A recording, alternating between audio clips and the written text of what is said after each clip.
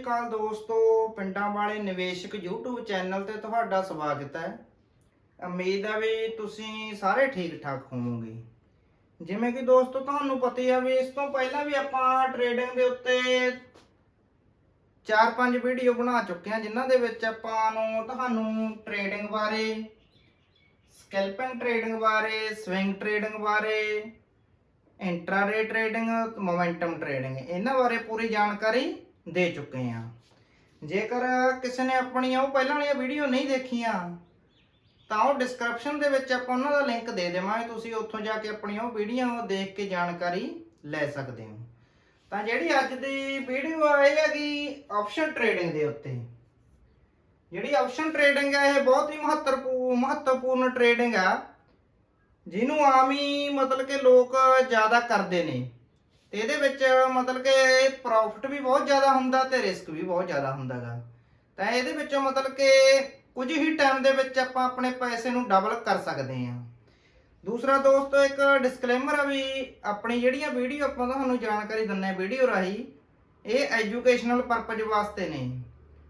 ਜੇ ਆਪਾਂ ਕਿਸੇ ਵੀ ਇਨਸਾਨ ਨੂੰ ਮਾਰਕੀਟ ਦੇ ਵਿੱਚ ਮਤਲਬ ਕਿ ਪੈਸਾ ਲਾਉਣ ਲਈ ਰਿਕਮੈਂਡ ਨਹੀਂ ਕਰਦੇ। ਉਹ ਤੁਹਾਡਾ ਆਪਣਾ ਡਿਸੀਜਨ ਹੋਊਗਾ ਵੀ ਜੇਕਰ ਤੁਸੀਂ ਮਾਰਕੀਟ ਦੇ ਵਿੱਚ ਆਪਣਾ ਹੀ ਕੈਪੀਟਲ ਲਾ ਕੇ ਆਪਣੀ ਵੈਲਥ ਕਮਾਉਣਾ ਚਾਹੁੰਦੇ ਹੋ। ਪਰ ਆਪਣਾ ਇਹੀ ਸੁਝਾਅ ਹੈਗਾ ਵੀ ਤੁਹਾਨੂੰ ਪਹਿਲਾਂ ਪੂਰੀ ਜਾਣਕਾਰੀ ਹਾਸਲ ਕਰ ਲੈਣੀ ਚਾਹੀਦੀ ਆ, ਤੇ ਮਤਲਬ ਕਿ ਪੂਰਾ ਟੈਕਨੀਕਲ ਐਨਾਲਿਸਿਸ, ਫੰਡਾਮੈਂਟਲ ਐਨਾਲਿਸਿਸ ਵਗੈਰਾ ਕਰਕੇ ਪੂਰੀ ਸਟ੍ਰੈਟੇਜੀ ਵਗੈਰਾ, ਜੋ ਵੀ ਸਟ੍ਰੈਟੇਜੀ ਇਹਦੇ ਵਿੱਚ ਯੂਜ਼ ਹੁੰਦੀਆਂ ਨੇ, ਉਹਨਾਂ ਬਾਰੇ ਪੂਰੀ ਜਾਣਕਾਰੀ ਲੈਣ ਤੋਂ ਬਾਅਦ ਹੀ ਮਾਰਕੀਟ ਦੇ ਵਿੱਚ ਆਪਣੀ ਕੈਪੀਟਲ ਲਾਉਣੀ ਚਾਹੀਦੀ ਆ।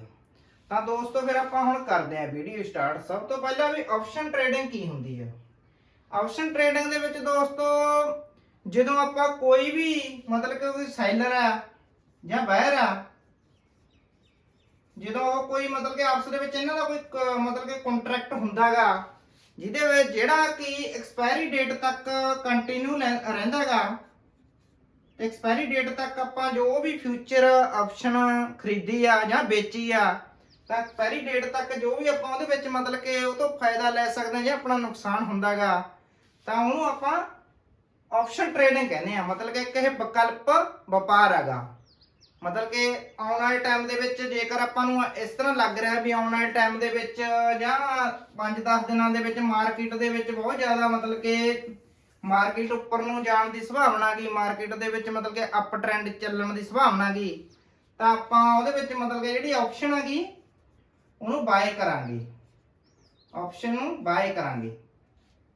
ਤੇ ਜੇਕਰ ਆਪਾਂ ਨੂੰ ਇਸ ਤਰ੍ਹਾਂ ਲੱਗ ਰਿਹਾ ਵੀ ਆਉਣ ਵਾਲੇ ਟਾਈਮ ਦੇ ਵਿੱਚ ਮਾਰਕੀਟ ਮਤਲਬ ਕਿ ਡਾਊਨ ਟ੍ਰੈਂਡ ਦੇ ਵਿੱਚ ਜਾ ਸਕਦੀ ਹੈ ਜਾਂ ਮਾਰਕੀਟ ਬਹੁਤ ਜ਼ਿਆਦਾ ਡਾਊਨ ਜਾਊਗੀ, ਤਾਂ ਆਪਾਂ ਉਸ ਦੇ ਵਿੱਚ ਆਪਸ਼ਨ ਨੂੰ ਸੈੱਲ ਕਰਾਂਗੇ, ਆਪਸ਼ਨ ਨੂੰ ਆਪਾਂ ਉਸ ਵਿੱਚ ਸੈੱਲ ਕਰ ਦੇਵਾਂਗੇ।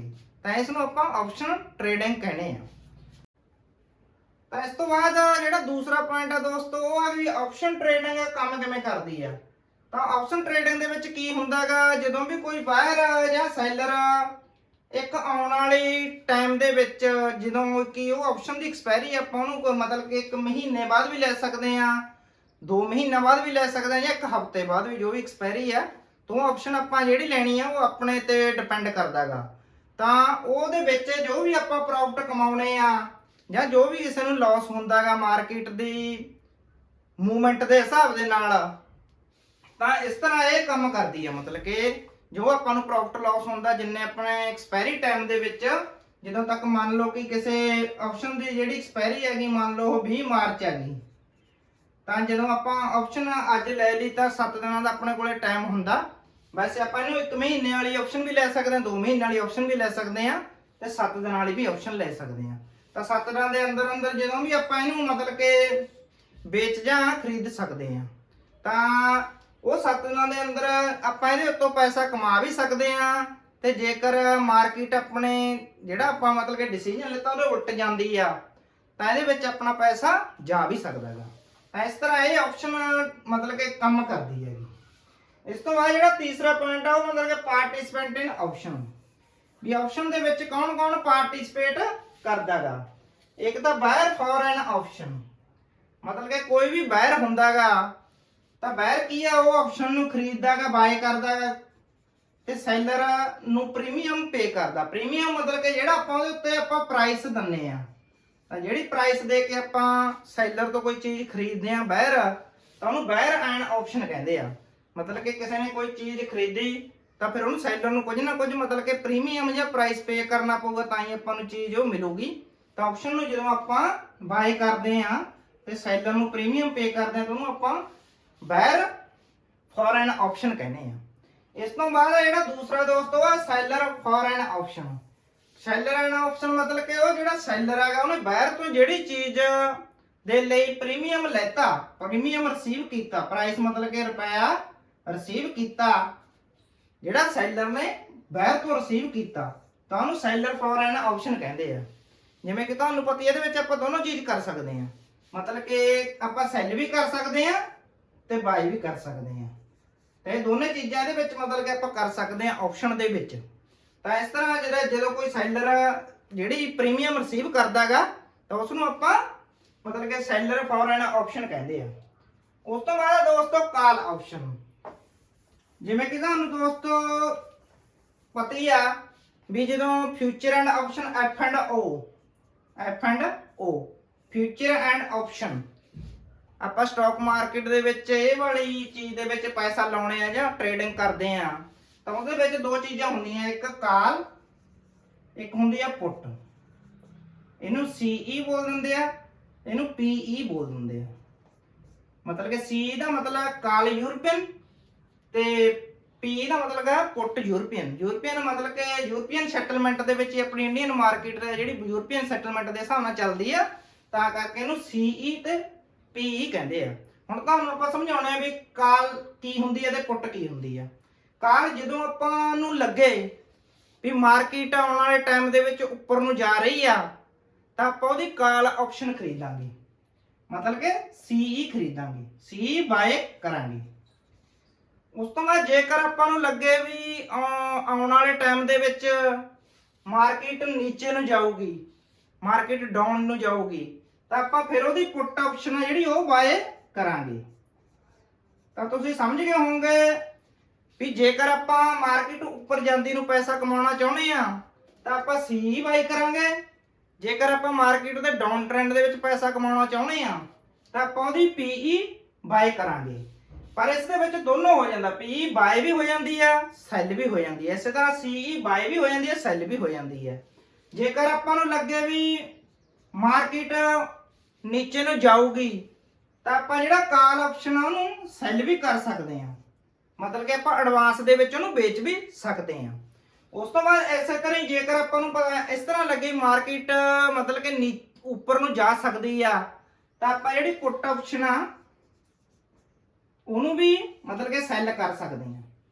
ਤਾਂ ਇਹਦੇ ਵਿੱਚ ਉਲਟੀ ਕਾਰਵਾਈ ਹੁੰਦੀ ਆ, ਮਤਲਬ ਕਿ ਜੇਕਰ ਆਪਾਂ ਮਾਰਕੀਟ ਮੰਨ ਲਓ ਉੱਪਰ ਨੂੰ ਜਾ ਰਹੀ ਆ ਤੇ ਆਪਾਂ ਕਾਲ ਆ ਜਿਹੜੀ ਉਹ ਬਾਏ ਕੀਤੀ ਆ, ਜੇਕਰ ਮਾਰਕੀਟ ਉੱਪਰ ਨੂੰ ਜਾ ਰਹੀ ਆ ਆਪਾਂ ਕਾਲ ਬਾਏ ਕੀਤੀ ਆ ਤਾਂ ਆਪਾਂ ਨੂੰ ਉਹਦੇ ਵਿੱਚ ਪ੍ਰੋਫਿਟ ਹੋਊਗਾ।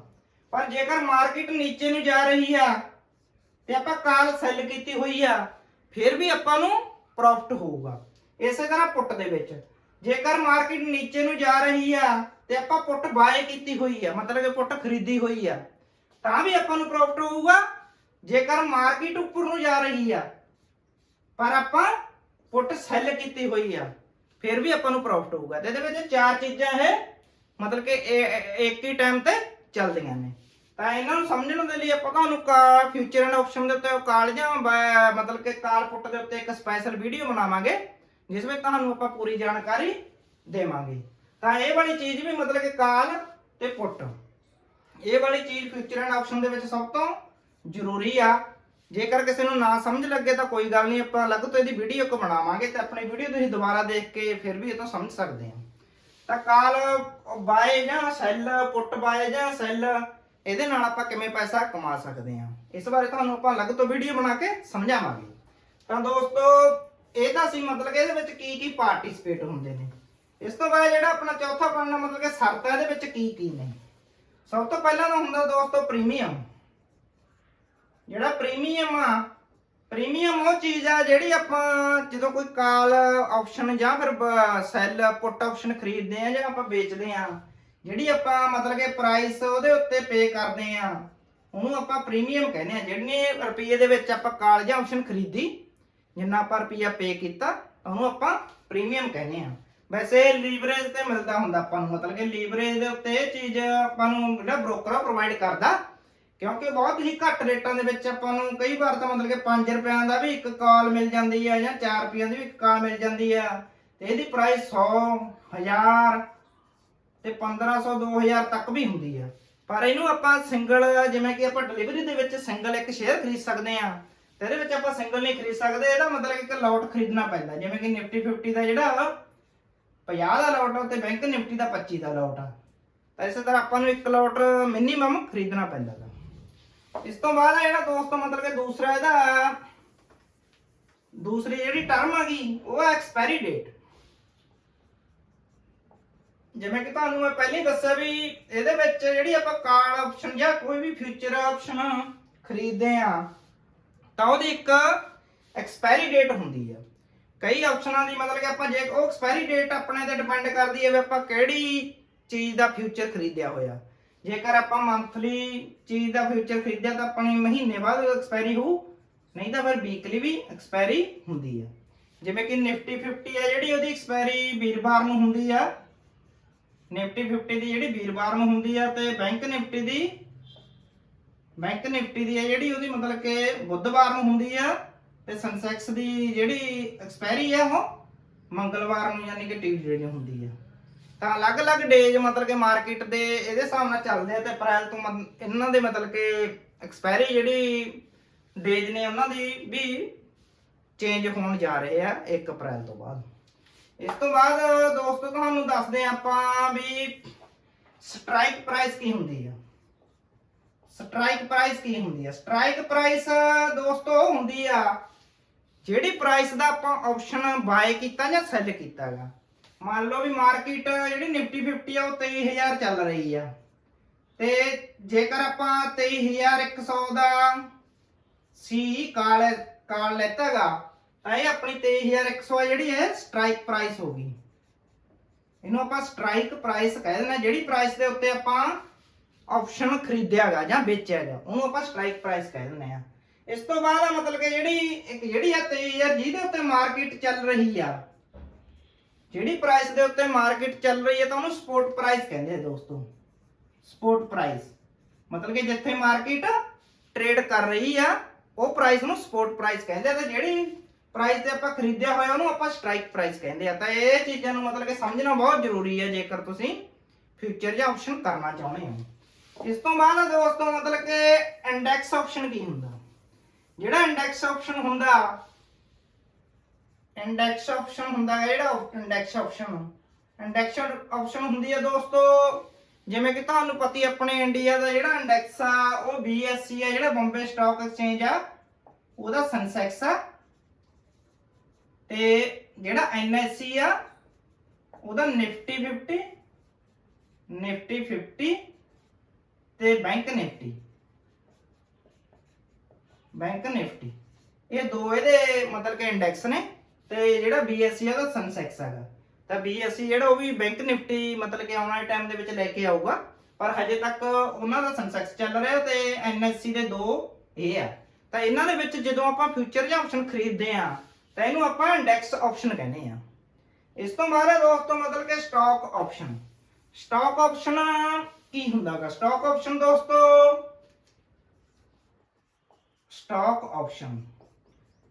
ਆਪਸ਼ਨ ਕੀ ਆ। ਤਾਂ ਸਟਾਕ ਆਪਸ਼ਨ ਹੁੰਦਾ ਦੋਸਤੋ ਜਦੋਂ ਕਿਸੇ ਆਪਾਂ ਪਾਰਟਿਕੂਲਰ ਸਟਾਕ ਦੇ ਵਿੱਚ ਆਪਸ਼ਨ ਟ੍ਰੇਡਿੰਗ ਕਰਦੇ ਆ ਤਾਂ ਉਹਨੂੰ ਆਪਾਂ ਸਟਾਕ ਆਪਸ਼ਨ ਕਹਿੰਦੇ ਆ। ਮੰਨ ਲਓ ਕਿ ਆਪਾਂ ਰਿਲਾਇੰਸ ਕੰਪਨੀ ਦਾ ਕੋਈ ਸਟਾਕ ਦੇ ਵਿੱਚ ਆਪਸ਼ਨ ਫਿਊਚਰ ਆਪਸ਼ਨ ਕੀਤਾ, ਜਿਨ੍ਹਾਂ ਦੇ ਵਿੱਚ ਮਤਲਬ ਕਿ ਹਰ ਇੱਕ ਸਟਾਕ ਦੇ ਵਿੱਚ ਫਿਊਚਰ ਆਪਸ਼ਨ ਲਾਗੂ ਨਹੀਂ ਹੁੰਦਾ। ਕੁਝ ਸਟਾਕ ਹੀ ਆ ਜਿਹੜੇ ਫਿਊਚਰ ਜਾਂ ਆਪਸ਼ਨ ਦੀ ਆਪਾਂ ਨੂੰ ਫੈਸਿਲਿਟੀ ਪ੍ਰੋਵਾਈਡ ਕਰਦੇ ਆ। ਜਿਵੇਂ ਕਿ ਤੁਹਾਨੂੰ ਮੈਂ ਪਹਿਲਾਂ ਇੰਟਰਾਡੇ ਵਾਲੀ ਵੀਡੀਓ ਦੇ ਵਿੱਚ ਵੀ ਦੱਸ ਚੁੱਕਿਆ ਮੈਂ ਇੰਟਰਾਡੇ ਹਰ ਇੱਕ ਸਟਾਕ ਦੇ ਉੱਤੇ ਲਾਗੂ ਨਹੀਂ ਹੁੰਦਾ। ਉਹ ਕੁਝ ਸਟਾਕ ਆ ਜਿਹੜੇ ਇੰਟਰਾਡੇ ਕਰਨ ਦੀ ਆਪਾਂ ਨੂੰ ਪਰਮਿਸ਼ਨ ਦਿੰਦੇ ਆ। ਇਸੇ ਤਰ੍ਹਾਂ ਹੀ ਫਿਊਚਰ ਐਂਡ ਆਪਸ਼ਨ ਜਾਂ ਫਿਰ ਆਪਸ਼ਨ ਟ੍ਰੇਡਿੰਗ ਆਪਾਂ ਉਹਨਾਂ ਸਟਾਕਾਂ ਦੇ ਵਿੱਚ ਜਿਨ੍ਹਾਂ ਦੇ ਵਿੱਚ ਲਾਗੂ ਕਰ ਸਕਦੇ ਆ, ਤਾਂ ਆਪਾਂ ਇੱਕ ਸਟਾਕ ਦੇ ਵਿੱਚ ਵੀ ਕਰ ਸਕਦੇ ਆ। ਜੇਕਰ ਆਪਾਂ ਨਿਫਟੀ 50 ਦੇ ਵਿੱਚ ਇੰਡੈਕਸ ਦੇ ਵਿੱਚ ਨਹੀਂ ਕਰਨਾ ਚਾਹੁੰਦੇ ਤਾਂ ਆਪਾਂ ਇੱਕ ਪਾਰਟਿਕੂਲਰ ਸਟਾਕ ਦੇ ਵਿੱਚ ਵੀ ਆਪਸ਼ਨ ਟ੍ਰੇਡਿੰਗ ਕਰ ਸਕਦੇ ਆ। ਤਾਂ ਇਸ ਤੋਂ ਬਾਅਦ ਦੋਸਤੋ ਮਤਲਬ ਕਿ ਇਹਦੇ ਵਿੱਚ ਪ੍ਰੋਫਿਟੇਬਿਲਿਟੀ ਸਿਨੈਰੀਓ ਕੀ ਨੇ ਆਪਸ਼ਨ ਦੇ ਵਿੱਚ। ਤਾਂ ਸਭ ਤੋਂ ਪਹਿਲਾਂ ਜਿਹੜਾ ਮਤਲਬ ਕਿ ਤੁਹਾਨੂੰ ਦੱਸਾਂਗੇ ਆਪਾਂ, ਇਹਦੇ ਵਿੱਚ ਦੋ ਤਿੰਨ ਟਰਮਾਂ ਜਿਹੜੀਆਂ ਯੂਜ਼ ਕੀਤੀਆਂ ਜਾਂਦੀਆਂ। ITM, ਜਿਹੜਾ ITM ਇਹਨੂੰ ਕਹਿੰਦੇ ਆ ਇਨ ਦਾ ਮਨੀ, ਇਨ ਦਾ ਮਨੀ।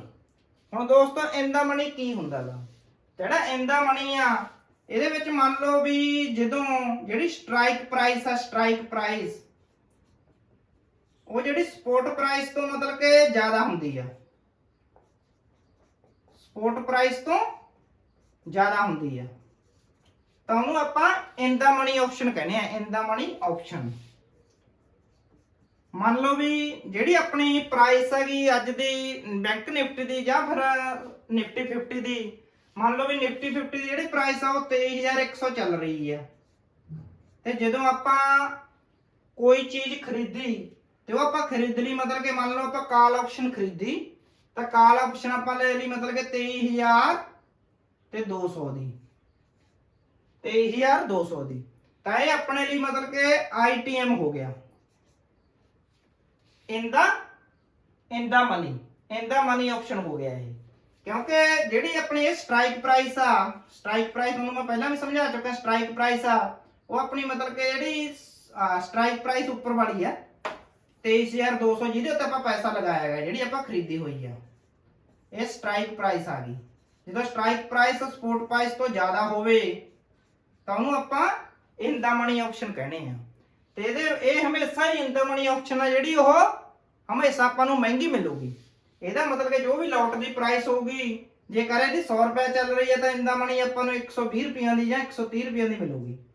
ਤੇ ਇਹ ਆਪਾਂ ਨੂੰ ਹਮੇਸ਼ਾ ਹੀ ਮਹਿੰਗੀ ਮਿਲੂਗੀ, ਕਿਉਂਕਿ ਇਹਦਾ ਮਤਲਬ ਕਿ ਜਿਹੜਾ ਵੈਲਿਊ ਡਾਊਨ ਹੋਣ ਦਾ ਥੀਟਾ ਬਹੁਤ ਹੀ ਘੱਟ ਹੁੰਦਾ ਗਾ, ਤੇ ਟਾਈਮ ਦੇ ਹਿਸਾਬ ਨਾਲ ਇਹਦੀ ਵੈਲਿਊ ਬਹੁਤ ਮਤਲਬ ਕਿ ਘੱਟ ਡਾਊਨ ਹੁੰਦੀ ਆ।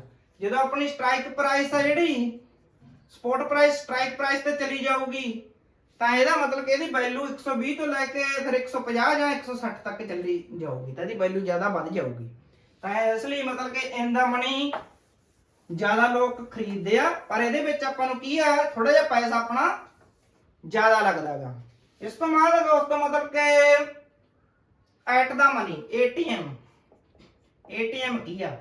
ਜਿਹੜਾ ਐਟ ਦਾ ਮਨੀ ਆ, ਐਟ ਦਾ ਮਨੀ ਆਪਸ਼ਨ ਆ, ਉਹ ਹੁੰਦੀ ਆ ਦੋਸਤੋ ਜਦੋਂ ਸਪੋਟ ਪ੍ਰਾਈਸ ਤੇ ਸਟ੍ਰਾਈਕ ਪ੍ਰਾਈਸ ਦੋਨੇ ਬਰਾਬਰ ਹੋ ਜਾਂਦੀਆਂ ਨੇ, ਦੋਨੇ ਬਰਾਬਰ ਹੋ ਜਾਂਦੀਆਂ ਤਾਂ ਉਹਨੂੰ ਆਪਾਂ ਐਟ ਦਾ ਮਨੀ ਆਪਸ਼ਨ ਕਹਿੰਦੇ ਆ। ਮੰਨ ਲਓ ਵੀ ਆਪਾਂ 23,100 ਦਾ ਮਤਲਬ ਕਿ ਕਾਲ ਆਪਸ਼ਨ ਖਰੀਦਿਆ, ਤੇ ਹੁਣ ਉਹਦੀ ਪ੍ਰਾਈਸ ਚੱਲ ਰਹੀ ਸੀ ਪਹਿਲਾਂ ਮਤਲਬ ਕਿ 23,000 ਚੱਲ ਰਹੀ ਸੀ। ਜਦੋਂ ਪ੍ਰਾਈਸ 23,100 ਦੇ ਉੱਤੇ ਆ ਜਾਊਗੀ ਦੁਬਾਰਾ, ਤਾਂ ਫਿਰ ਇਹ ਬਰਾਬਰ ਹੋ ਜੂ, ਮਤਲਬ ਕਿ ਜਿਹੜੇ ਆਪਣੀ ਸਟ੍ਰਾਈਕ ਪ੍ਰਾਈਸ ਸੀ ਤੇ ਜਿਹੜੀ ਸਪੋਟ ਪ੍ਰਾਈਸ ਆ ਦੋਨੇ ਜਦੋਂ ਬਰਾਬਰ ਹੋ ਜਾਂਦੀਆਂ ਉਹਨੂੰ ਆਪਾਂ ਐਟ ਦਾ ਮਨੀ ਆਪਸ਼ਨ ਕਹਿੰਦੇ ਆ। ਜਿਹੜੀ ਐਟ ਦਾ ਮਨੀ ਆਪਸ਼ਨ ਹੈ ਮਤਲਬ ਕਿ ਸਹੀ ਰੇਟ ਦੇ ਉੱਤੇ ਆਪਾਂ ਨੂੰ ਮਿਲ ਜਾਂਦੀ ਹੈ। ਇਸ ਤੋਂ ਬਾਅਦ ਦੋਸਤੋ ਜਿਹੜਾ ਮਤਲਬ ਕਿ ਲਾਸਟ ਪੁਆਇੰਟ ਆਪਣਾ OTM ਹੁੰਦਾ ਮਤਲਬ ਕਿ out of the money. OTM out of the money. Out of the money ਕੀ ਹੁੰਦਾ ਦੋਸਤੋ?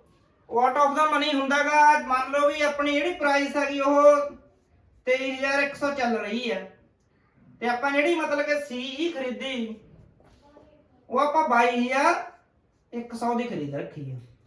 ਤਾਂ ਜਦੋਂ ਮਤਲਬ ਕਿ ਸਟ੍ਰਾਈਕ ਪ੍ਰਾਈਸ ਆ ਜਿਹੜੀ ਸਪੋਟ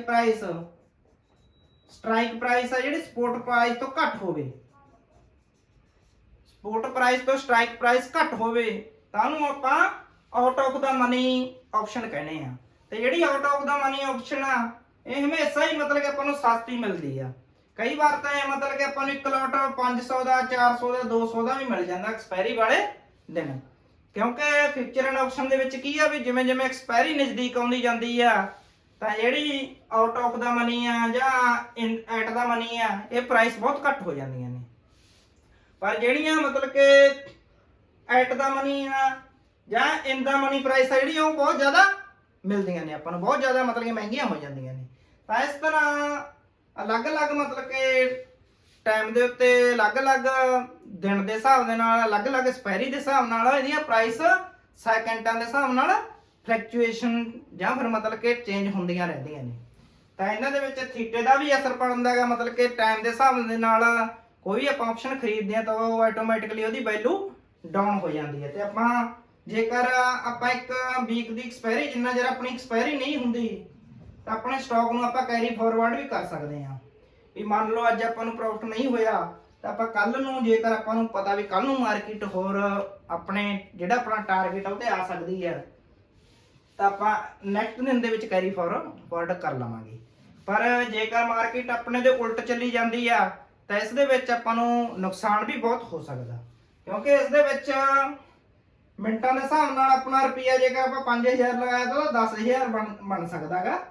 ਤੇ ਜੇਕਰ ਆਪਣੇ ਡਿਸੀਜਨ ਦੇ ਉਲਟ ਮਾਰਕੀਟ ਜਾਂਦੀ ਆ ਤਾਂ ਆਪਣਾ ਜਿਹੜਾ 5000 ਆਪਾਂ ਲਾਇਆ ਉਹ ਜ਼ੀਰੋ ਵੀ ਹੋ ਸਕਦਾ ਗਾ। ਇਸ ਲਈ ਇਹ ਫਿਊਚਰਾਂ ਆਪਸ਼ਨ ਕਰਨ ਤੋਂ ਪਹਿਲਾਂ ਆਪਾਂ ਨੂੰ ਪੂਰੀ ਨੌਲੇਜ ਇਕੱਠੀ ਕਰਨੀ ਚਾਹੀਦੀ ਆ ਤੇ ਮਤਲਬ ਕਿ ਤਾਂ ਜੋ ਆਪਣਾ ਨੁਕਸਾਨ ਨਾ ਹੋਵੇ ਤੇ ਆਪਾਂ ਇਹਦੇ ਵਿੱਚ ਸਟਾਪ ਲਾਸ ਨੂੰ ਵੀ ਲੈ ਕੇ ਚੱਲ ਸਕਦੇ ਆ ਤਾਂ ਜੋ ਆਪਣਾ ਲਿਮਟਿਡ ਨੁਕਸਾਨ ਹੋਵੇ। ਜੇਕਰ ਦੋਸਤੋ ਤੁਹਾਨੂੰ ਆਪਣੀ ਵੀਡੀਓ ਪਸੰਦ ਆਈ ਤਾਂ ਆਪਣੇ ਚੈਨਲ ਨੂੰ ਸਬਸਕ੍ਰਾਈਬ ਕਰ ਲਓ ਤਾਂ ਜੋ ਆਉਣ ਵਾਲੀਆਂ ਵੀਡੀਓ ਦੀ ਆਪਣੇ ਦੀ ਨੋਟੀਫਿਕੇਸ਼ਨ ਤੁਹਾਨੂੰ ਮਿਲਦੀ ਰਹੇ। ਤੇ ਬਾਕੀ ਜੇਕਰ ਕਿਸੇ ਦਾ ਕੋਈ ਸੁਝਾਅ ਹੈਗਾ ਜਾਂ ਕੋਈ ਆਪਾਂ ਤੋਂ ਕੁਝ ਕੁਐਸਚਨ ਪੁੱਛਣਾ ਚਾਹੁੰਦਾ ਤਾਂ ਕਮੈਂਟ ਬਾਕਸ ਦੇ ਵਿੱਚ ਆ ਕੇ ਤੁਸੀਂ ਆਪਣੇ ਤੋਂ ਕੁਐਸਚਨ ਪੁੱਛ ਸਕਦੇ ਹੋ।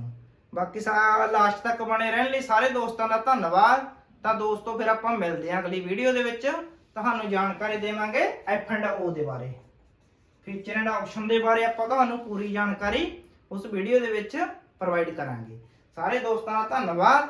ਤਾਂ ਮਿਲਦੇ ਹਾਂ ਦੋਸਤੋ ਆਪਾਂ ਅਗਲੀ ਵੀਡੀਓ ਦੇ ਵਿੱਚ। ਸਤਿ ਸ੍ਰੀ ਅਕਾਲ ਦੋਸਤੋ।